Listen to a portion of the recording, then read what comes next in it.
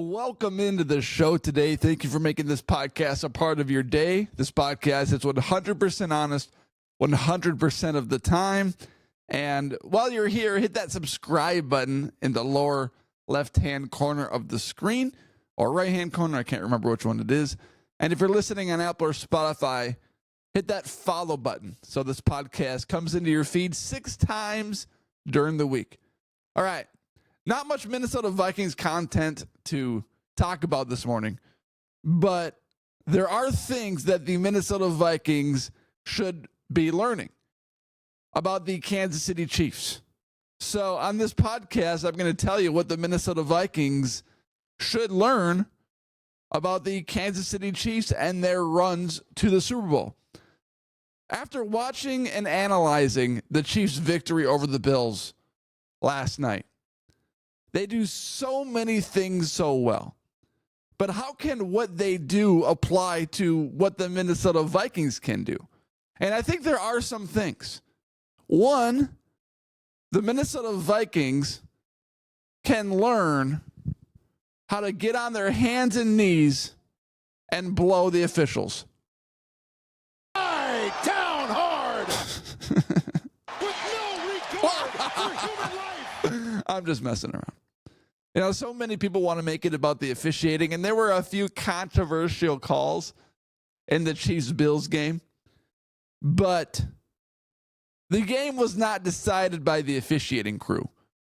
The game was decided by the Kansas City Chiefs and their discipline to win a game by 1,000 paper cuts.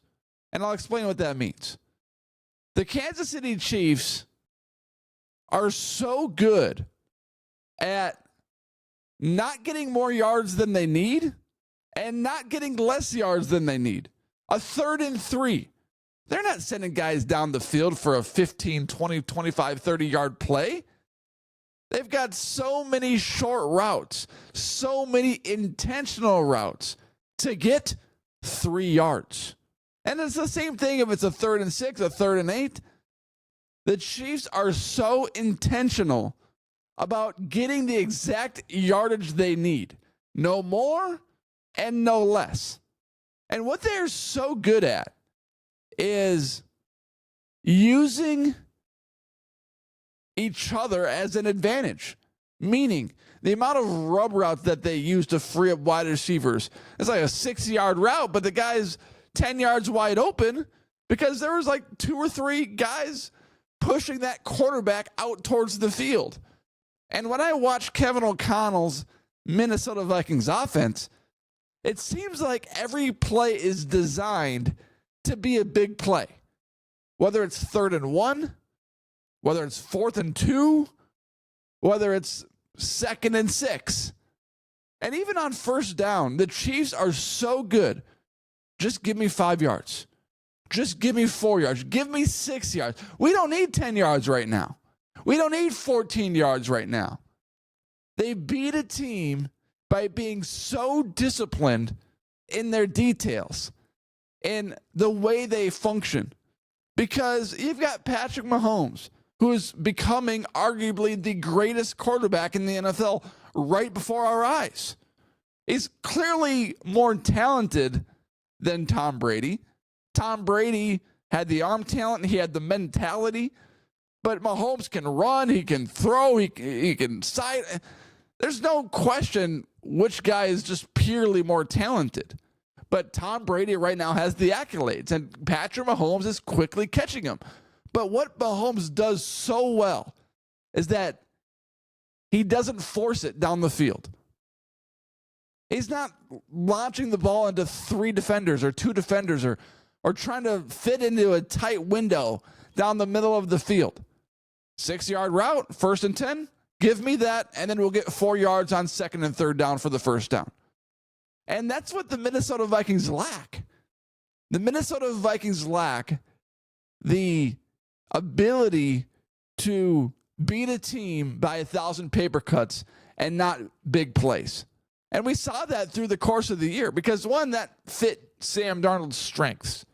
Sam Darnold, his strength was throwing the ball down the field. and getting the ball down the field. And that was his strength. That's his greatest asset to an NFL team is his arm talent and how far and how accurate he can throw the ball down the field. But against the Los Angeles Rams, when the Minnesota Vikings offensive line and Sam Darnold were struggling to get rid of the ball, it would have been nice to see a couple 2-3 yard crossing routes where guys were being freed up to get open, and it's a simple read. And we didn't see that in the final 2 weeks of the year for the Minnesota Vikings versus the Detroit Lions. Guys were running wide open, and Sam Darnold just did not throw the ball. So some of it's on Darnold. A lot of it's on Darnold. But sometimes you got to make it simple, and you've got to be simple. And sometimes I think Kevin O'Connell likes to flash his ability to hit home run balls. And that's not what has made the Kansas City Chiefs a successful team. Since Tyreek Hill left and was traded to the Miami Dolphins, how many home run balls have the Kansas City Chiefs connected on? Tyreek Hill was their home run guy. You throw it to him and he can take a 50-yard play to the house easily. And now you see a 6-yard pass here, a 4-yard pass here, first down. You see, an 8-yard pass here on 2nd and 10. Give me 2 yards for the third to get the first down on third down. And you just see so much intentionality and so much ability in the fine details, and that's what the Minnesota Vikings lack. The Minnesota Vikings need to improve on their ability to not need a home run on every single play. And when you watched that game, at the end of the game, I was just astounded at their ability, the Chiefs, because classic situation where it's 1st and 10, Bills have 2 timeouts, and I think they ran the ball on first down. And 2nd down, I can't remember what they did, but there's a 3rd down play, and this finished the game. It's like 3rd and 8 or something like that. And you run the ball, you could burn a lot of time off the clock. They decided to go into a shotgun situation with the running back right next to Patrick Mahomes. And the intentionality of that play was to only throw the ball to one guy. The running back drifted out to Patrick Mahomes' left, and all the other wide receivers on that possession, on that particular play, created a wall around that defensive guy in charge of that running back. That's practically what they did. They made it a challenge for that linebacker to cover that running back. And that running back had an easy catch and an easy 8-9 yard run to seal the game. And we saw it a couple of plays prior to when the Kansas City Chiefs, some teams and sometimes the Minnesota Vikings run, punt it, rely on their defense. The Chiefs weren't doing that. As good as Steve Spagnuolo is, and as much as he's proven as a defensive coordinator, the Chiefs finished that game with offensive throws. But not just offensive throws that are risky or down the field, down the middle of the field. They were practically 4-yard throws from Patrick Mahomes to a wide receiver, running back, or tight end. But what the play was designed to do, the play was designed to have a lot of running room. An easy throw, an easy catch, but a lot of space to run. A few plays prior, they did a play-action play, and Patrick Mahomes dumped it off to his tight end, and he ran it for a first down. Simple play, easy throw, easy catch, no risk at all associated with the play, but it was an easy 8 yards, 9 yards. And that's what the Minnesota Vikings offenses lack. Some offensive plays are too risky because You watch what they do, and you want to see flash. You want to see big plays. You want to score. But to be able to score and score with intentionality and score in the details and score marching the football down the field instead of having one big play, there's a lot of skill in that because you have to be so disciplined not to force the ball down the field. Everyone in their mind wants to score right away and have a big play because that's how we're wired. We want 25-yard plays. We want 45-yard plays. Score a touchdown. Show us a highlight. And what the Chiefs do, they slowly, methodically march the football down the field. And when you have the best quarterback in the league, Travis Kelce, it's hard to stop.